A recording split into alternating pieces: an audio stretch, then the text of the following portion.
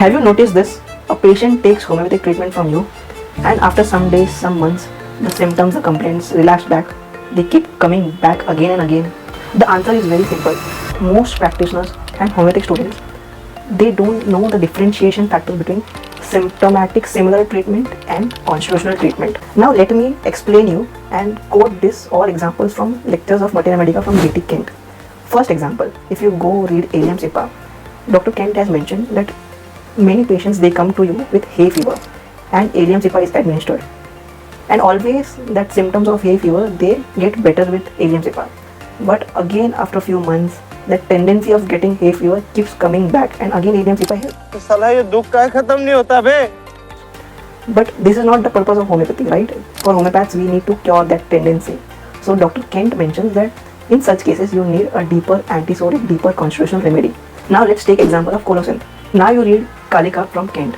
It has beautiful written that a patient is coming for you with colic, and every time you administer Colocynth, it's indicated, and every time that pain subsides, that colic subsides, but the patient keeps coming back again and again. So in such cases, Kalika can be a deeper remedy which can eradicate this tendency of getting recurrent colic.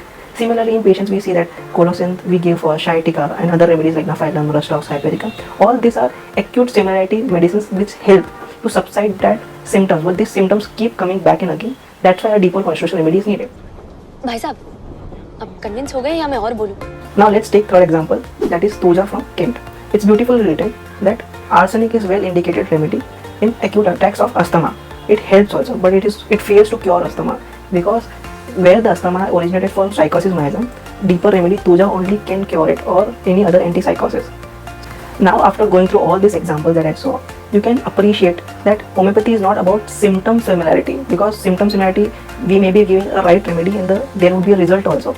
But if the complaints are coming back again and again, that means you need to give deep constitutional remedy that is based on generals, mentals, your past history, your family history, your miasm and everything. This is exactly what I am sharing my ideas in Advanced Polycrest course, where I am sharing my real 13 cases, 50 plus remedies, differentiating each remedy with other, teaching evolution of all our Polycrest remedies, like how their constitutional layers develop, and there are so much detail explained. If you want to understand this more in detail, you can comment Polycrest in comments or DM me. My team member will share the link to enroll in the course. Thank you so much. See you that side.